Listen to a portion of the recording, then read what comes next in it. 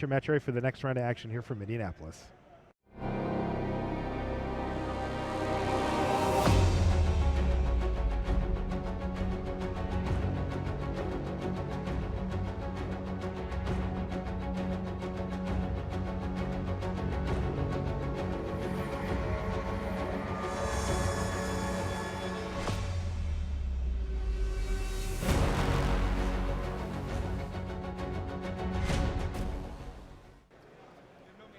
Hello and welcome to coverage of Grand Prix Indianapolis. I'm Marshall Sutcliffe in the booth with Eric Froelich, and we are underway here in round number 6, where we've got, well, a Hall of Fame mirror here. We've got Patrick Chapin versus Ben Rubin, both players in the Pro Tour Hall of Fame, and this should be really exciting to watch as they clash. Now, Patrick is the more active player currently of the two, right? We've seen Ben out at a few GPs recently, but, you know, Patrick's won a PT in the last year, and he's a lot more active as a professional Magic player. Chapin definitely does more traveling. I haven't seen Ben at too many events, but he is at the Pro Tours. He works with the Pantheon, so great group there, and he is playing Dark Jeskai. Okay. No big surprise there. Looks like the same list, or no, I guess a little bit different, that we've seen Owen Turtenwald, Luis Scott Vargas, and others on. Now, what about on Chapin's side on his side? Is he on Dark Jeskai also? Nope, Chapin is going back to his roots. He's playing a little Esper control deck. Looks pretty similar to the deck that Reid Duke has been championing. Mage Ring Network being the highlighted card. Yeah, totally. This is. I'm not too surprised to see this, actually. I had listened to one of Patrick's podcasts that he does with Flores, and Patrick had talked quite a bit about Reid Duke's list. You know, he certainly was feeling it. He liked what Reid was up to, and it looks like he did kind of make his own version of it here, which has a lot of similarities. And this is an old school control deck. Yeah, Patrick definitely had some one of fun ofs in this deck. One copy of Dragonlord Silumgar, one copy of Horribly Awry. Whoa. One copy of Hollowed Moonlight, a card we haven't seen too much of, certainly not in the main deck, and a main deck copy of Surge of Righteousness. Really? Main deck copy. He's also got one of Scatter the Winds, one of Languish, one of Silumgar's Command, one of Murderous Cut, so a lot of one-ofs in this deck. And wow, look at this start from Ben Rubin here. Turn 3 Tasigur on the play, and he sticks it too. Crunch, here comes Tasigur just battling in there for 4. I mean, Jace Vryn's Prodigy looks nice here, but not quite as good as Tasigur, at least at the moment. Oh, Kolagon's Command here from Rubin. Now, you were talking about the one of fun ofs. Are there any Dispel in the main? No Dispels in the main. A couple Negates, a couple Clash of Wills, but no copies of Dispel. Now, interestingly here, Patrick is going to discard one of his 2 Ugin the Spirit Dragons. Those look like his primary win conditions, so he does have a few other ways to win, namely Dragonlord Silumgar can get him there. In a pinch, Jace Vryn's Prodigy can. I know Reid said that he has won multiple games using the ultimate from Jace when he kind of was out of other options. And then he's also got 3 Shambling Vent that if the dust is fully settled, he can use to rumble over for the victory. And worst case scenario, he's got some Awaken spells. Finds another one off the top. He's got to find an answer to this Tasigur, though. This is really annoying for him, excuse me. He's got a Languish in his main deck, which isn't going to do anything either. That's a Plains off the top for Ben Rubin, who was in this nice, odd spot of the lands that he fetched can't actually cast Mantis Rider.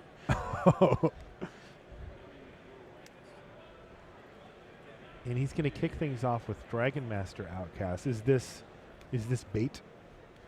I don't know if it's bait just because he's so far away from it being relevant. I'm not sure exactly what he's hoping to do with that, but I think he's hoping that Patrick's going to cast an Ojutai's Command to try to bring back Jace, because he's got Negate, it looks like, at the ready. And then if failing that, he can go land Mantis Rider? Yes.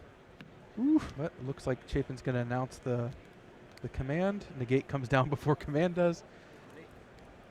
Now, the Dragon Master Outcast is not a big card to hit the board. Stopping the Jace from coming back, however, is huge. That was the key. A lot of answers in his deck to Tasigur, but he's got to find them, and Jace would have done a great job to help. Plus, it just would have flipped and made Tasigur a much smaller threat. And here's Anticipate now for Chapin. All right, looks like and a murderous cut. I think he's digging. Oh, is it Murderous Cut? Okay.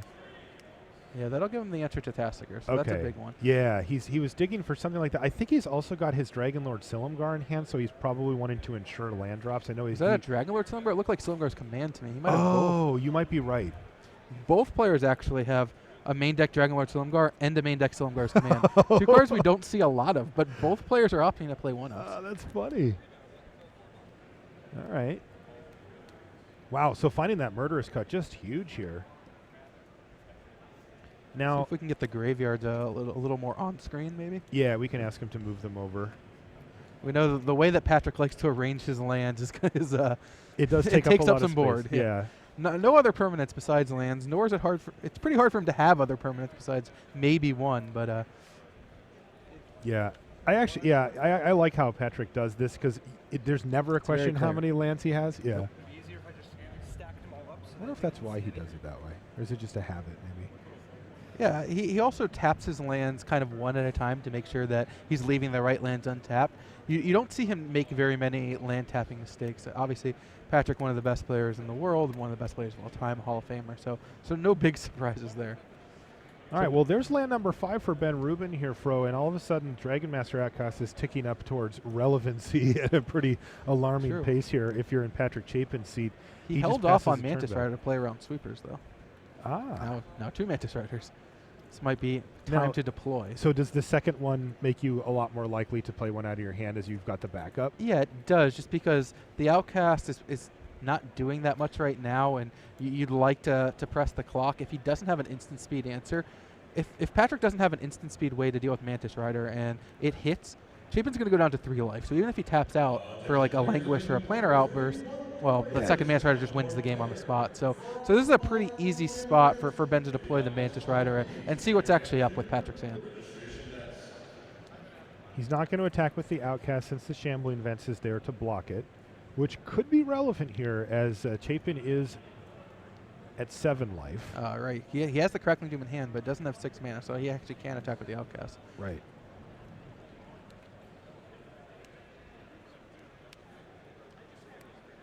And yeah, you were right. That was Silumgar's command.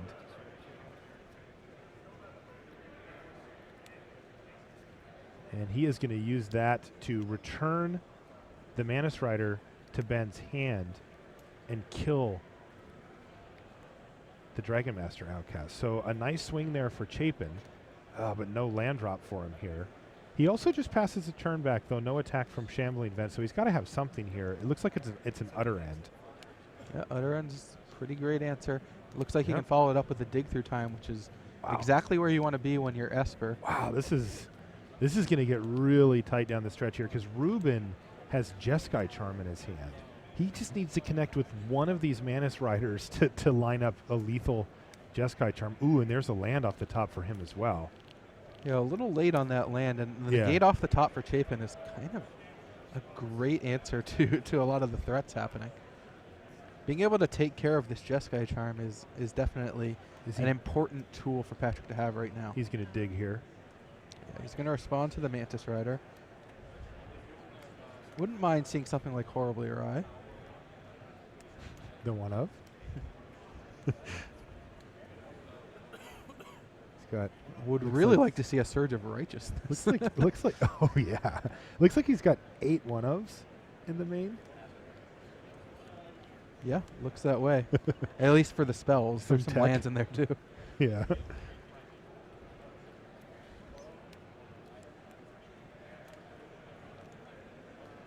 This is a big dig, though. He is going to have to hit a way to deal with Mantis Rider. There's plenty of them, but if he doesn't hit, it's pretty bad. Yeah, Ooh, he doesn't hit. It just hit him. So he's now in lethal range here.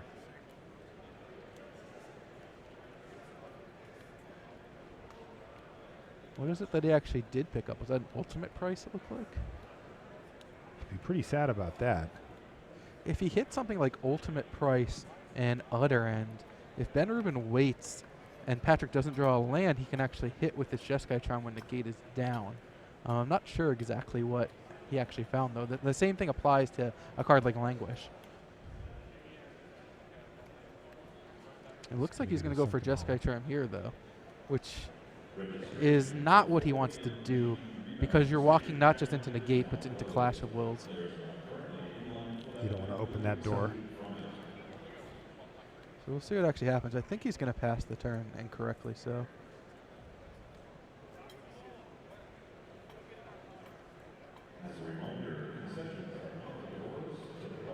Ben's in the tank about it still. This is going to be interesting to I wonder what's going through Chapin's head. You know, as he sees Ben Rubin just sit here and think and crack a fetch on, you know, his own turn. And yeah, there's not too many options. It's essentially Crackling Doom, Jeskai Charm, and Kolagon's Command. Right, and he has 2 of those 3 in his hand right now. So Planar Outburst was one of the cards Chapin got. Looks like he has to deploy that to kill the Manus Rider, which is going to leave him dead. Yeah. So now pretty unfortunate. He is at 4, though. Yeah. Does he think he can take a hit from Manus Rider? Well, he doesn't have anything else to do anyway, so I think he just has to. Oh, he's going to go Jace. Maybe he has something, and the last card I just missed it. I guess Jace flipping is pretty fantastic. So here's Jeskai Charm to kill you. This is going to do it, because the Crackling Doom will take out the Jace and be the lethal and kill bird him. spell. Yeah. So no Dispel in Chapin's deck, and the Crackling Doom will take care of it. Down to 1 goes Chapin, and like you said, with no Dispel assuming he available, doesn't wait for Chapin to untap, but he drew Fiery Impulse. Maybe he was just trying to bait the Dispel. Yeah, to see if he had it. Fair enough. Yep, and that will do it. Ben Rubin picks up game 1 over Patrick. And those 2 gentlemen are going to go to their sideboards. On our back table, we've got Matt Severa and Reid Duke. Is it safe to assume, Ifro, that Reid's on Esper here? It is safe to assume it, as we've already seen it earlier. There you go. Yeah, Reid is on a very similar deck to Patrick, as we mentioned. But yeah, he's got multiple copies of Ugin and multiple copies of Majoring Network. That's the deck that Reid's really liked. It was a very strong deck at the Pro Tour. He ended up playing for top 8 in the last round. And yeah, this is the deck he likes. Yeah, Reid's build of this deck is it's the stressful version, man. I've seen him get down to 2 in 1 life so consistently and then just churn it back up using Ojutai's commands and such. Yeah, it's interesting that how few creatures his deck has. You know, just the 4 Jaces, but he's actually got the full 4 Ojutai's command, where a lot of the other decks are running 2 or 3. Yeah, it ends up being a lot of what his mid game is all about, gaining life and drawing cards to make up for how much damage he takes like this from, you know, he just took 6 from that Manus Rider since we came on the match. Yep, 6 is no small And amount. here we go. It looks like Reid is listening because he's just tuning right into what we're doing here. He's going to gain 4 and draw a card.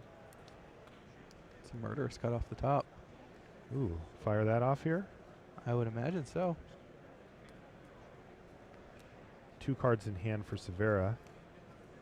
Matt is a Madison local, I believe. Drafts Sounds right to me. them, yeah. We see him. He plays a lot of GPs. Absolutely. Whoop.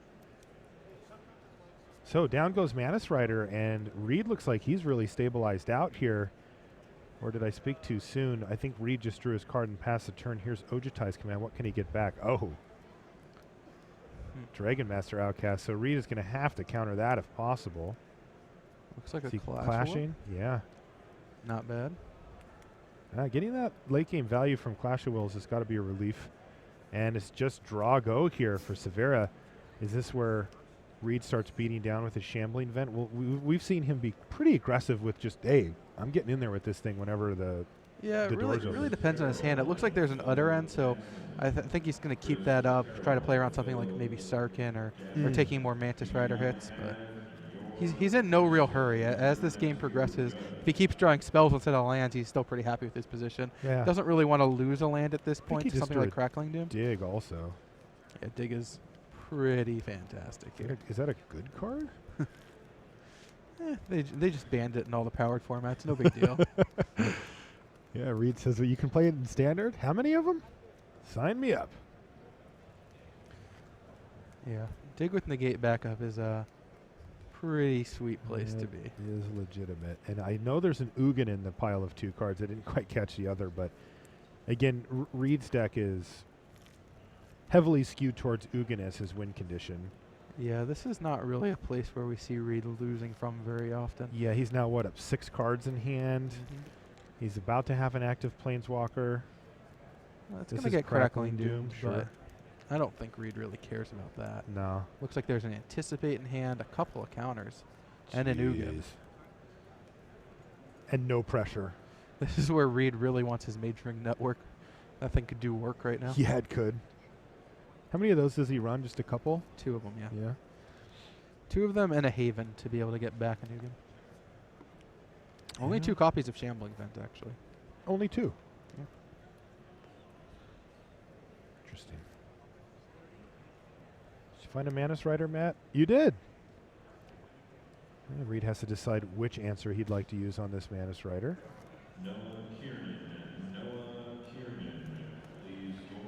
He's got a lot of options. Okay, why don't we jump back over to our main match? We can. I'm about ready to call that one for Reid. Yeah, I think Reid's going to do that. It might take early a little polls while. have come in. Yeah, he might not win it quickly, but he will win that game, I think. And so let's jump back over to our Hall of Fame fight here: Patrick Chapin versus Ben Rubin. So Ben Rubin is Rubin of Rubin Zoo fame, right? Oh, absolutely. That's yeah. Him He was the Kibler. designer of Brian Kibler's Pro Tour Austin winning deck, so no slouch in any of the magical departments. By the way, there's your Majoring Network. I like This time it's on Chapin's side. I think he liked it Chapin too. likes it, yeah. Did some serious Beat me work. to the punch. Yeah. Now, Chapin, though, is facing down a Jace Friends Prodigy here that he's going to want to deal with. He's going to put 1 counter on the network. He found a Surge of Righteousness off the top of his library, but I think this is going to be a Murderous Cut. Yeah, Jace is kind of one of those answer as soon as you see cards or you lose. So I think Chapin's going to try to answer it. Being on the play here is going to help him out in that regard. He's had 2 fetches in the yard, and that means that he's in kind of the money spot here. If you notice, Ben's second land was basic swamp, so no fear of Mantis Rider coming down turn 3, which is pretty nice when you're the control deck, and you don't want to be on the back foot. Jason to Mantis Rider is what does that, because those are just tough to answer cards, and if you tap out to deal with Jace, Mantis Rider comes down. If you don't have an answer for that, well, not good news. All right, so getting a little ahead of ourselves, Ben Rubin, but Ben's going to play a fetch line. He's going to crack it.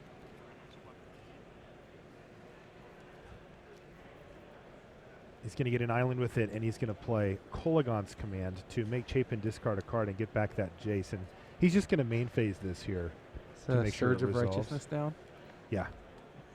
Maybe we can get them to move the graveyards a little bit again. and that was Patrick having the same read that you did earlier, right? The turn 2 swamp means that you're not getting Mantis Rider. You know, and it's funny because Mantis Rider is one of those cards that I think, at least on the surface, you'd think, well, it's a control deck, like you could probably kill their 3-drop. But you know, when we talked to Reid last weekend in Quebec City, he said he feels like his Jeskai matchup is pretty decent. Like he has the tools he needs to win the game, except for when they go Mantis Rider, and then he's just really has a hard time with that type of draw. So what you may have noticed is that fetched out an island last turn, which means that now that he drew a Mantis Rider, he still can't cast it. No. He has Sunken Hollow in hand, so. Yeah, awkward mana. It does catch up to you sometimes. I mean, the tools are there, right? Like you can build these 4-color mana bases and make them work, but yeah. they If don't he had gotten a always Plains, smooth. he would have been able to play the Sunken Hollow and deploy Mantis Rider if he wants to. Instead, going with the Jace and the tap land. Don't think that's necessarily an issue or a problem. It's just didn't leave himself the option. You want those options, yeah. Yeah, options are nice. And it's an Anticipate from Chapin as well as putting another counter on that network. You'll see that he put a second counter on the network that already had one there, and they do that because the second one's the one that gets you value. The first one doesn't actually get you ahead on mana. Yeah, Chapin is definitely no slouch in the networking department. Majoring or otherwise.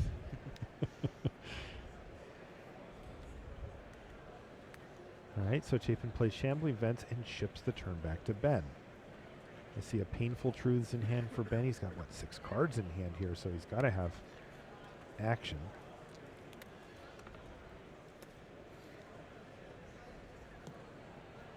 Yeah, Ben can certainly plan out how he wants to go about this game. He's now got 5 mana, all of his colors, an active Jace,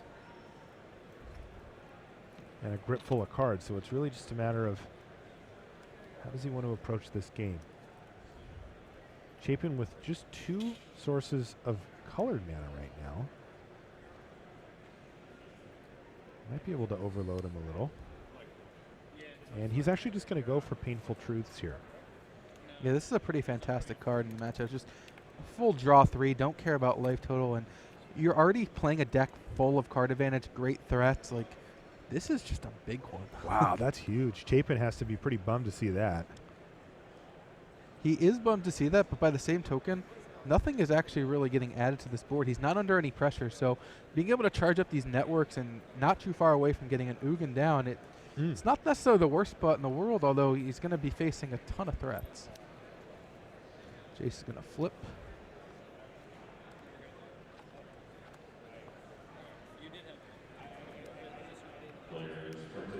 He's got a Dragon Master Outcast. Is that going to resolve? It did. I would imagine so. The Dragon Master Outcast is one of the weakest threats against Jace, or against Ugin, I'm sorry, because you can minus one and just take care of everything on this board. Yeah, that's true.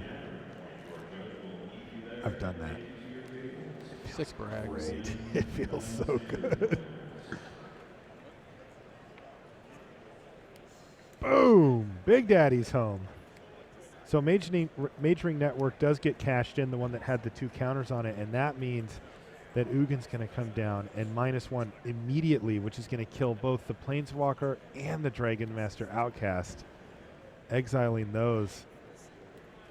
Yeah. And now what is Rubin supposed to do? He's going to need an Utter End. I mean, he's seen got a a lot of Mantis cards. Rider that pressures Ugin for a turn, but then it just gets munched. Just bolted right out of the sky. Yeah, Chapin sees shields down. Not having 2 mana up means no Disdainful Stroke. Nothing deals with Ugin for 1 mana, and yeah, nothing deals with Ugin when it's in play very effectively. Basically looking for Utter End, and that's about it. Yeah, and it looks like Rubin's got another copy of Painful Truths, but even with this land for the turn, he won't have enough mana to cast it plus Utter End here in any scenario. So I think Chapin gets to live the dream here and untap with an Ugin. Yeah, I think the thing that you're looking for if you're Ben Rubin at this point is probably Tasigur. It's kind of the best threat against Ugin, where he can't minus to kill it or plus to do anything. Oh, does he actually have a Tasigur in hand? He does? Oh, yeah. All right. All right, yeah, that's good. Did not see that. Back to you, Patrick Chapin. So he's going to ship it back. A removal spell leaves Chapin still in amazing shape, but if he doesn't have that, I mean, have a bit of a game on our hands. Is there a scenario where Chapin cashes in Ugin to kill Tasigur here?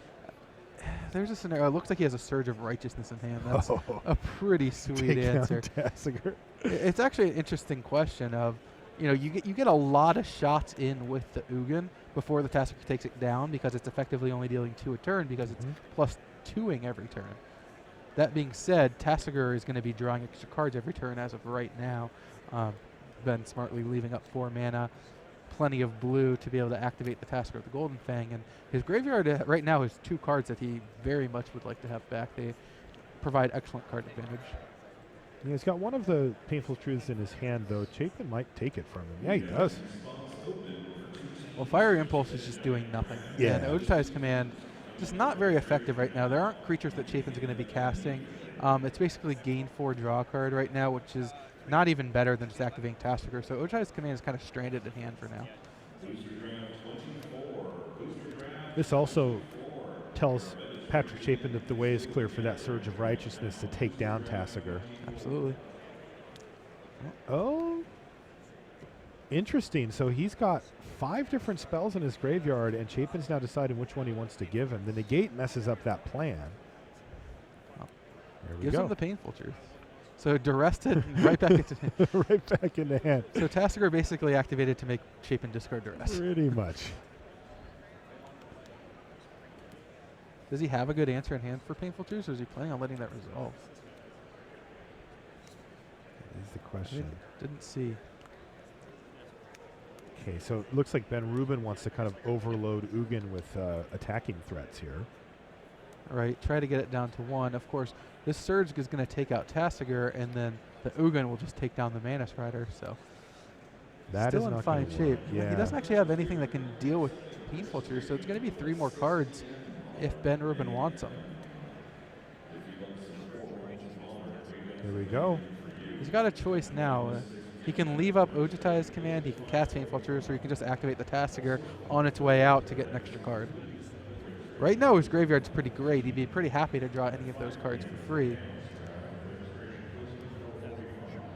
Of course, if he ends up milling Fiery Impulse or something like that, he's not going to be quite as happy. Oh, that Dragonlord Silumgar would have been a pretty nice draw. if he would have fired off the Truths there. If he had cast the Truths, that Ugin would have been his next turn. Oh, man. Brutal. So Ugin does fall down to 5 loyalty because the Manus Rider connects. But Chapin's going to get to charge that majoring network, and then thank you, Ben Rubin. Looks like. Did he have the mana turn? I think he. Oh, he cracked a fetch there. So yes. Is that a Dragonlord for? Oh wow. Did he draw his? Looks like a Dragonlord. 4. You see Chapin figure out 5. his tap thing. Do it. He has the Dragonlord Silumgar. Hit this you this with is your just a own one-turn mana. clock. You know what that is? This is disrespectful, Patrick Chapin. How dare you steal a Manus Rider? You can't cast that. He probably can. Yeah, Mana's you're too good in Standard. You're probably right. Well, he has made this a real clock as any 2 of these things connect next turn with Ben Rubin, and that's about all she wrote. Interestingly enough, the Fiery Impulse is not currently on, as there's only 1 Instant Sorcery in the graveyard now, since the Painful Truce got returned. So it's just negate? Yeah, it looks like just negate. That's funny. Or is there another Truce in there that's just covered up? There was 2 in there before. No, there's 2 in his hand. He got back the other one with Tasigur, I guess. So. Yeah.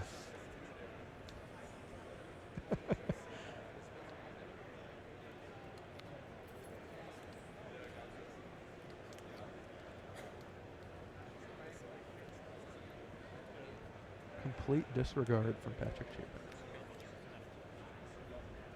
Not the card. Well, this is not going to go well. This stands.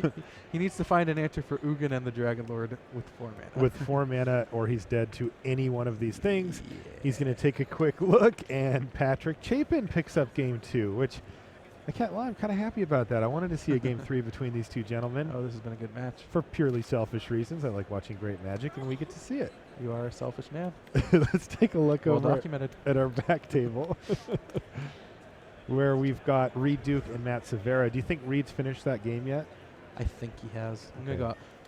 We've watched Reid get to play a little bit on the back match before, and what I noticed was he was playing extremely quickly. This man knows what deck he's playing. He knows how to play his cards, and he knows that he needs to play it quickly to be able to finish. And so there's no question that Reid Duke is playing crisply and briskly. But the game count's not correct. Okay, there we go. 1-0. It looks like Reid has the other end for the Master, which is pretty great, although it looks like a negate in hand and no land. So shields are currently down, but Severa just has to pass the turn back.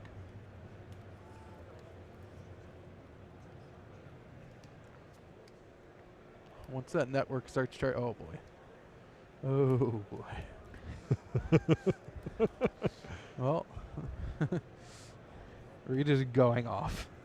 Look at this. You know, I appreciate both of these players are playing very quickly as well. Absolutely. You really do just have to in this current Standard format. Yeah. It's just, you know, I see it really often that the players will play at their normal whatever pace, and then when they look at the clock, now they start playing quickly. But if you just would have had a brisker pace, you could have actually finished it. Exactly right. And these two gents seem to have a keen understanding of that. And as Reid, like the only thing that is taking the most time from him is charging up Mage Ring Network. Oh, no, I just got to check his graveyard, make sure there's a Jace there. As Yeah, but he drew Ojutai's command off the top. But he's already passed the turn, so he's doing it efficiently.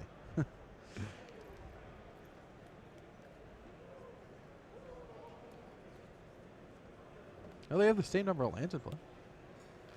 It's tie. Is it though? Seagray. All right, so Tassiger here for Severa. Chances that resolves and or He's got survives. Ojutai's command and negate and can bring back Jace. This is a bloodbath. So here's Ojutai's command, and we're assuming he's just going to get Jace back here. Jace and counter. Yeah. The counter and Jace, yeah. That's better than drawing a card, right? You'd rather have a free. Jason play is better than the card in the hand. Is that the old saying? Yeah, as the saying goes. Here's Dispel. This is a fight that Severa doesn't look like he's going to win, though. I think he is. I think his last card was Disdainful Stroke, but I might have misseen it. Gotcha. So Reid can negate. That's fine, and then Disdainful Stroke the command. Okay. I might have misseen the card. It could have just been the Dispel that I was incorrect, but I thought it was. So Reid is going to negate. Was it another Dispel? I thought it was Disdainful Stroke that can counter Ojutai's command. Okay. So negate resolves.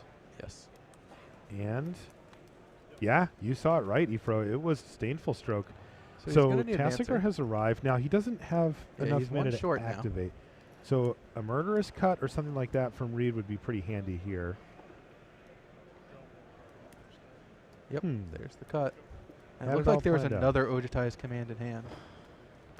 Okay, why don't we jump back over to our first match and let these guys kind of continue with non-turbo Magic. Because we got a Game 3 coming up here between the two Hall of Famers, Ben Rubin and Patrick Chapin. One game apiece. Chapin won the sideboarded game where Rubin kind of ran him over with Manus Riders in Game 1. And, here's Painful Truth now for Rubin. Painful Truth is good, but he's going to have to get a basic swamp, and he had quite a few red cards in hand, so he's going to be looking to find some red mana off the top. Assuming this resolves, which it might not. How big of a setback is it if it gets, negated here? It's a pretty big one just because he might not be able to even cast his own spells. Okay. I mean, you'd love to be able to draw 3. Okay, it resolved.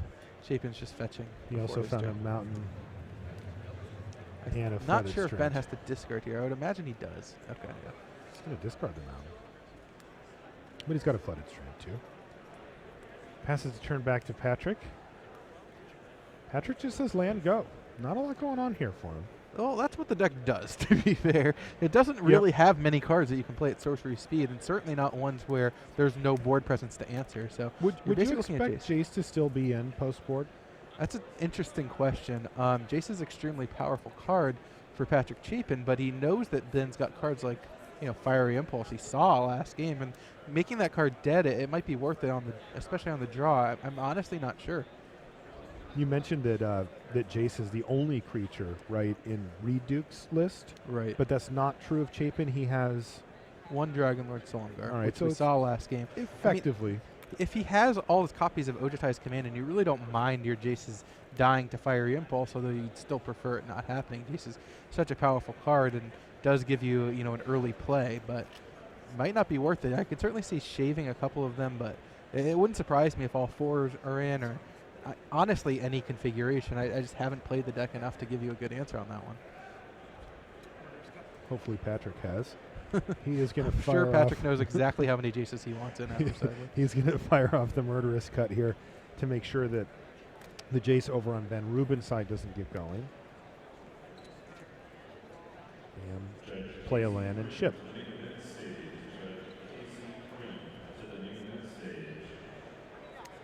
There's red. It's big for Ben.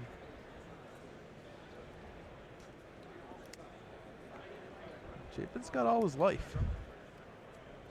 All right, looks like we're going to have a little fight here. Negate is going to hit Ojutai's command, which means that Manus Rider sticks and now gets to start crunching away at Patrick's life total. He's down to 15. He's got an Utter Red in hand. He's not going to fire it off here, though. Yeah, once Manus Rider gets into play, it's kind of a pain to deal with. You know, the good removal spells that you generally get to play, like Ultimate Price, just don't do anything. Now Chapin's going for the outer end, so he decided not to main phase it where he knew he could resolve it. Instead, he wanted to wait for Ben Rubin's end step. Interesting stuff. Yeah, wanted to leave shields up, Ojutai's command. Pretty powerful, and he actually looks like he has the spell in hand, so he was fine with getting into a fight over that one. Makes there's sense. the spell. Fight they do. That was on Patrick's end step, so Ben Rubin with a somewhat coast is clear moment here, though. If you look at Chapin's hand, he's got another Ojutai's command. Ojutai's command is a And pretty I good think answer to the disdainful Tassiger. stroke as well.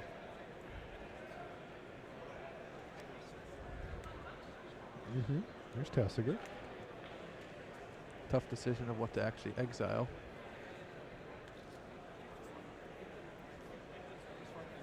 Not sure if I want to leave Jason in the graveyard, especially when you can use something like Negate.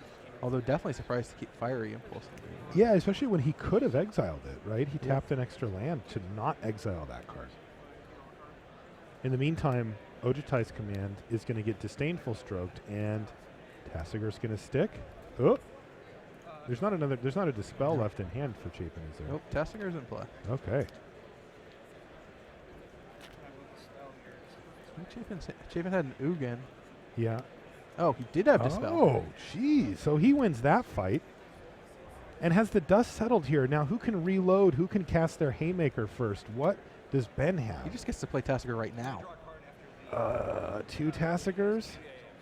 Oh, the Ojutai's command resolves, so he gets to draw the card. He gets to draw the card, but that's huge. Tassiger sticks at the end of all that fighting over that other Tassiger. It's the second one that ends up Surprised to making leave the Jace again. I would definitely want to keep Counterspell. You know, you're basically fighting the Ugin fight right now. Ugin is the big one. It's coming down next turn. Like, even if you get Jace back and get that to play, it doesn't do anything against Ugin. Not against Ugin. Yeah, Ugin's going to land. Unless, no, it's just going to land. Even if he hits counterspells off Tassiger, it just gets Jace back. Which is why you were saying you would have preferred to delve that away. Yeah. And give yourself a better chance that Absolutely. a Tassiger activation would hit, like a negate. Negate or disdainful stroke, yeah. Okay. These little decisions, Negate being better. they can get you so big. Well, he has Ojutai's command in hand, so I understand why he's doing this, but it's just, yeah, it's close. I don't know.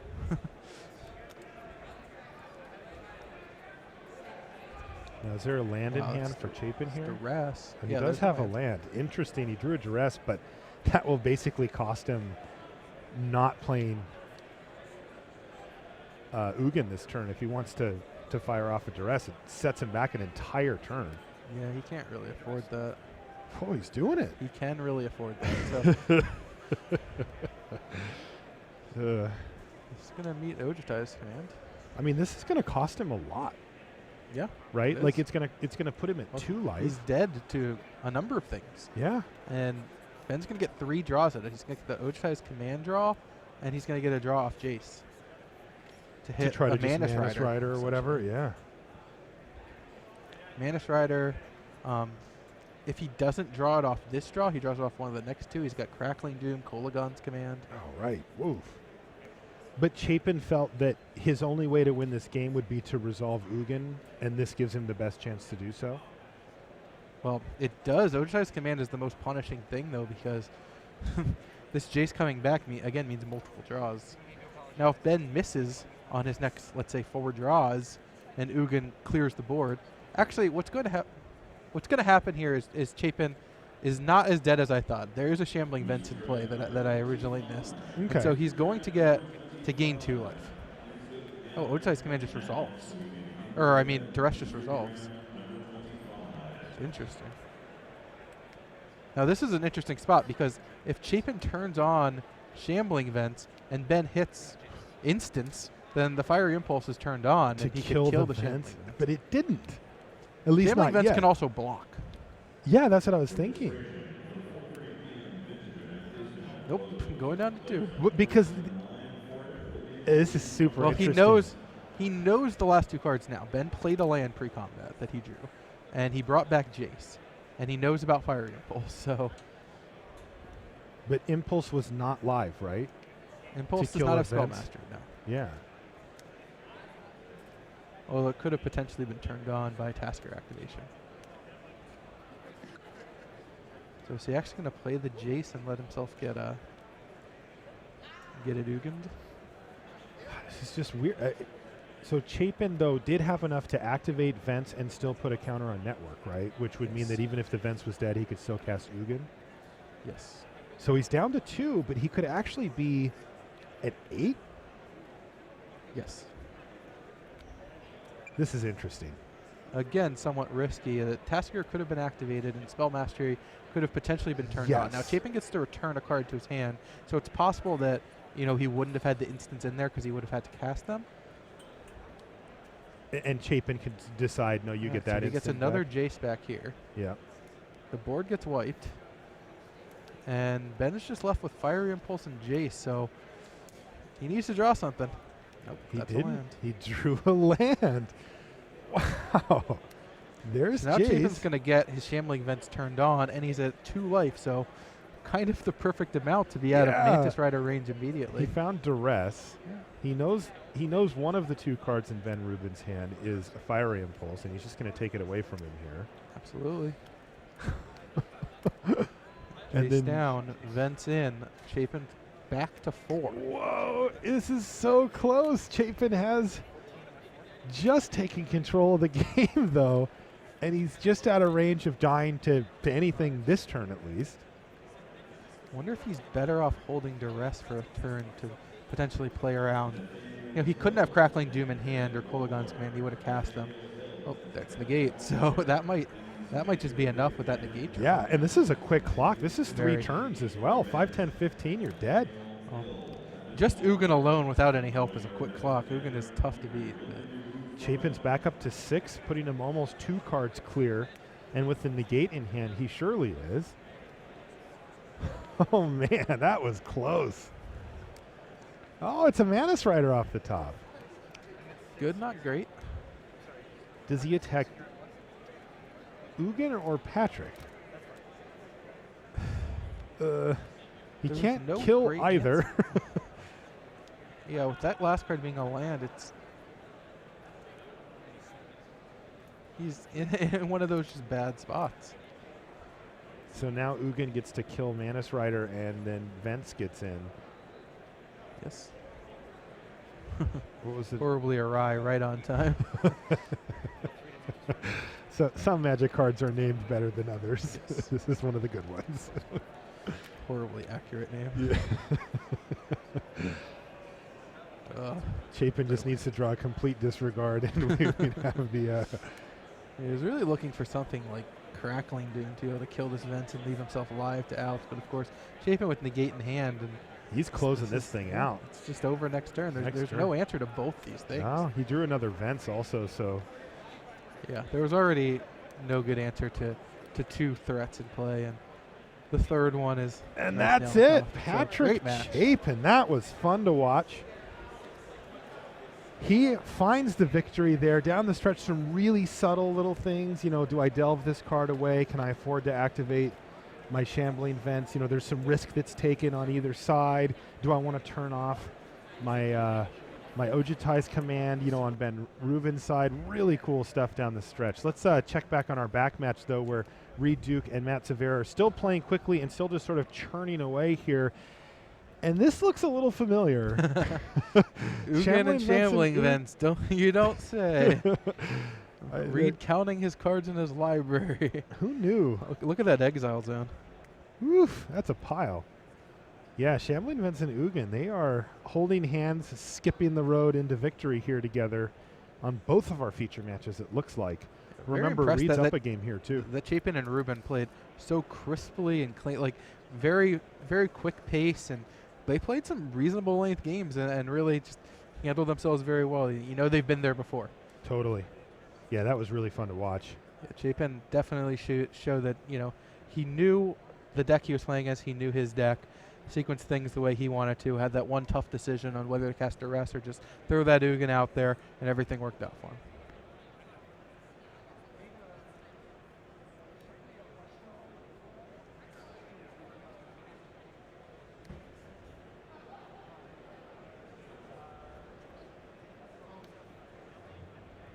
Yeah, it looks like Severa's just stone out of gas here. facing down a huge board from Reid Duke. Reid is just hitting on all cylinders. And he has ground Matt Severa's resources into a pulp. He's just got nothing left. And Reid actually gets a chance to look at his deck. There's a reasonable chance here, too, that he knew a lot of what those cards were from dig through times. He should. Yeah. Although this play right here is something that players who are a little bit newer to the game should take note of. What Reid did was he charged his Mage Ring network during his opponent's turn, untapped and sacked his land during his upkeep. Now, if you're getting a land that's untapped, this is just a nice play because it allows you to have all your mana available to you should there be any fight, rather than sacking it during your opponent's end step, where if they then respond, you have no mana available, or if you want to charge your networks. This isn't necessarily the spot where it matters most, but it's something that I think a lot of people miss when they're going to be getting an untapped land anyway, that you can just wait to untap and do that during your upkeep. And there's virtually no downside to doing it that way. There's no downside whatsoever. Yeah. As long as you're getting an untapped land, Sure. that is. Mm-hmm. If you're getting a tapped land, well, there's definitely a downside. Okay, so Jace turns over and pluses. I'm assuming Ugin did his Ugin thing, and Shambling Vent got in as well. Yep, that's what Ugin does, and that's what Vents does. The rest made sure the coast is clear. Oh, jeez. There's a foul tongue. How much more can Matt Severa take? Foul tongue invocation kills that. Reid is just going to go ahead and charge up his 2 Mage Ring networks, and he is just well on the road to victory here. Yeah, this is another one of those no-out situations. Jace is active. He can just flash back Ultimate Price for foul tongue. The Ugin will end the game next turn. The Vents will end the game next turn. Severa has no cards besides a land in hand, and no way to answer all 3 of these threats. Yeah, and it's just 5 again, while Reid's life total ticks steadily upwards as well. Oh! That is a good one. It doesn't actually stop the Vents, and there's an utter end, but that is a good draw. Man, I think he could have, like, if that didn't happen, he could have ultimated Ugin there, right? Oh, could he have ultimate? Yeah, I think Ugin was up to ultimate range, but Reid Duke had the answer, didn't let him take it, and that did it. So Reid Duke wins his match with his Esper control deck. He's been playing this a lot, played it last weekend to some good success, and he wins 2-0. That leaves us with but 1 remaining. This is Ben Weitz versus Andrew Cuneo. Do believe we have these flipped. I think that's Andrew on the left-hand side of your screen there. And looks like he's going to silk wrap away a Jace here. Now, we are on Turbo Magic, so try to keep up with us here. And we're going to need to be, because Andrew Kunio is playing no win condition Esper, I believe is the name. No win cons? He showed me his deck box with all his win conditions, and they were a stack of emblem tokens. He's got Narset emblems, Nyxelis emblems. Jace? He does Mill you out? He does have Jace. He has Shambling Vents, but so he looked at Reid's list and was like, emblems. "Get these clunky Ugins out of here! Like, what's the hurry?" And Andrew Kunio is at 5-0. I believe William Huey Jensen's playing the same list, and we're sitting at 0-1-1 after 2 rounds. So some mixed results so far, but Andrew Kunio, the master of no win con decks. Oh, that's great. I love that we've already got 2 draws out of the deck that is specifically designed to not have a way to win. Well, only one. Cunio's 2-0, and Huey's 0-1-1. Oh, it was only 1 draw. All right. Still, Huey with the draw is like a big red flag that's, for me. that's a red flag for me. I don't know if I've ever seen him get a draw since he came back.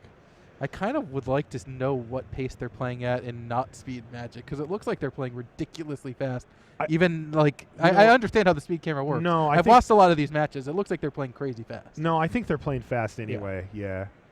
I mean, again, I think these players understand. Oh, yeah, absolutely. That's what I'm saying. I think it would be interesting to see what pace they're playing at without the speed up cam, because it is fast. Ooh, here's Narset. Now, Narset, had a little splash when she first came out and has kind of subsided since then. Yeah, I really like Narset against a lot of decks in the metagame, just because there aren't heroes downfalls, there aren't lots of great answers to it, and you can actually ultimate this thing pretty quickly. Not to mention the fact that, giving your spells rebound when they're as good as the ones in Andrew Cunio's deck, yeah, I like it. Double dig through time, etc. I mean, he has almost no, half his deck is spells. We're talking Jaces and lands. How often do you think you win after you get the emblem? The emblem, as a reminder, is you get an emblem with your opponents can't cast non-creature spells. Is that a game winner? Just like you feel like you just sort of shut the In door? almost every matchup, yes. If you look at the Jeskai deck, which is kind of creature heavy for a lot of the decks in this format, you generally see about 13 or 14 creatures. There's not a lot. And so just having negate on all your opponent's spells is amazing. By the way, that was Cuneo winning game 1 here in the turbo match. Yeah. I mean, it even makes Jace into something that, who really cares? It's you can't flash things back, and so as long as you deal with it before it actually ultimates, you're kind of fine. And so with all these Silk Wraps and removal spells, like, Cuneo's deck is just full of answers. Yeah, it just narrows that subset of cards that he has to actually care about down to such a manageable Well, you're already range. boarding in cards like Negate because they're fantastic in a lot of these matchups, and so just having permanent Negate is just amazing. Yeah. What else is there to say? Yeah.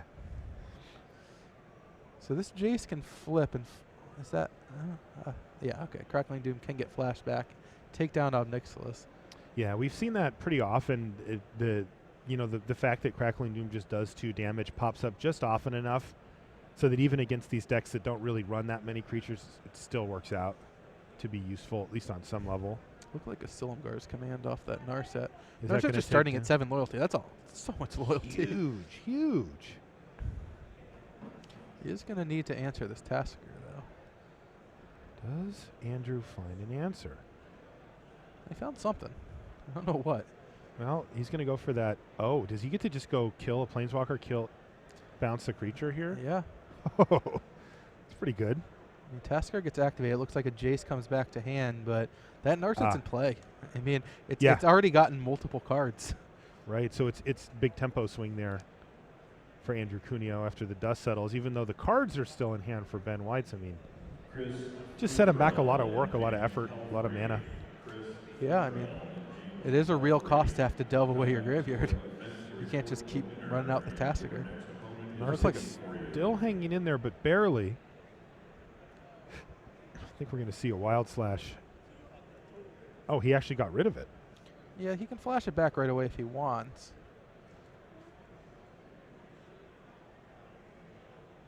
Okay, yeah, he flashed it back right away to take down Narset. Gains 2 life and then dig through time. This is just so fast. This is really fast. Turbo magic here. Quarantine Field takes care of everything. Okay. Now, Feldar Cub is just so good against this version of Esper. yeah. There's 2 permanent. We're not talking about hanger back walkers here. We're talking real cards under there. Well, Tasker does hit Mana Strider, so That's going to ultimately kill Obnixilis. potentially. Yep, there he goes. Ben went for Kolagon's command, but it got negated. got negated. But another dig. Kunio doesn't even spend time on his digs. He doesn't. Done. Usually He knows it's exactly what he wants. It's look, set it down, pick up my hand, set that down for the dig thing again, double check. Is that the black bladed land in play? Up in that top left corner? Blighted Fen, yeah, that's what that is up in the upper left there. By the way, that I wasn't was sure if he had the Cataract in there as well. he Seems like a may. Kunio card. That is a Cuneo card for sure. So is that double stasis snare that he used to take down the Outcast and the Mana Strider, I see? Yeah, it looks like it. And now it's all about Narset again. Jeez, he is going off. And you weren't kidding about how quickly Narset gets to ultimate. She's there now. Yeah, Like, absolutely. Ben has now a 1-turn window. And cha-ching, a win condition has appeared. In this case, as you mentioned earlier, it's a Narset emblem, of all things. Yeah, the Shambling can he Vents attack with an can't do Narset? it. They can't cast any spells. It's just free attacks. Here they come. And yeah, you mentioned it, but like Blighted Fen here is huge. Yeah, Ben actually He had just that used Dragonlord it. Solemn but there's just no point. There's Blighted Fen in play, and there Uh, might have been other spells that we didn't see that Narset hit because they're going too fast for us to possibly catch up. Like, Yeah. he might have already known about all of these. Ooh, there's a Felidar Cub. Yeah. Business. The problem is that he used Scatter to the Winds and put the 3 counters on the Shambling Vent, so it's huge. And that does it. And look at Andrew Cuneo still had all these 3 counter spells in hand. And that will do it here for round 7. Yeah, pretty sweet that he just doesn't mind the Cub because he's just going to recast any of the enchantments, and there's none of the commands and the big cards to get it back can even be cast at this point. So, but that will do it here from Indianapolis. We'll be back in just a moment.